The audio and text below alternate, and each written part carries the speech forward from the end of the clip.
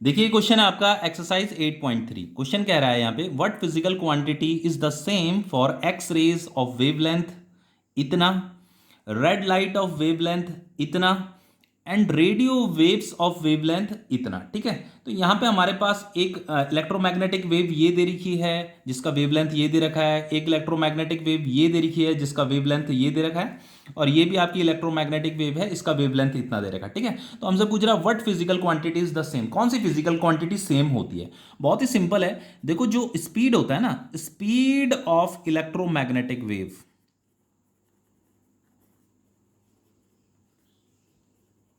Speed of electromagnetic wave, इसका formula होता है आपका लैम्डा मतलब wavelength divided by time period. ठीक है, तो जो स्पीड इलेक्ट्रोमैग्नेटिक वेव की जो स्पीड होती है वो किसके बराबर होती है, वो लाइट की स्पीड के बराबर होती है। ठीक है, वैक्यूम में हम बात कर रहे हैं, वैक्यूम में जो आपका इलेक्ट्रोमैग्नेटिक वेव का जो स्पीड होता है ना, वो लाइट की स्पीड के बराबर होता है। ठीक है, तो स्पीड इज इक्वल टू ये लैम्डा आपका वेवलेंथ है और 1 टाइम पीरियड को हम बोलते हैं फ्रीक्वेंसी, ये आपका फ्रीक्वेंसी है। ठीक है, तो कोई सी भी आप इलेक्ट्रोमैग्नेटिक वेव ले लीजिए, कई प्रकार की हैं, तो बच्चों उनका वेवलेंथ और ये फ्रीक्वेंसी अलग अलग हो सकता है, लेकिन उनका जो प्रोडक्ट होगा ना वो हमेशा किसके बराबर आएगा, लाइट की स्पीड के ही बराबर आएगा। इसीलिए सी इज इक्वल टू क्या होता है, लैम्डा इंटू ये फ्रीक्वेंसी होता है। तो सी कितना होगा, ये आपका 3 × 10⁸ मीटर पर सेकेंड ही आएगा।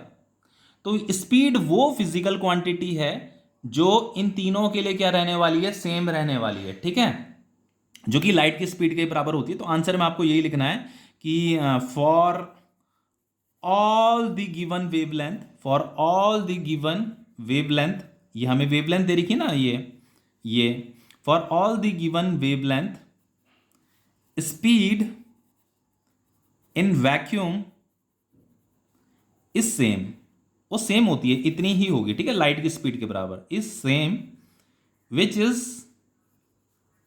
इक्वल टू 3 × 10⁸ मीटर पर सेकेंड। यही मतलब स्पीड वो फिजिकल क्वांटिटी है जो इन तीनों के लिए क्या रहने वाली है, सेम रहने वाली है। तो ये क्वेश्चन आपका कंप्लीट हो गया है।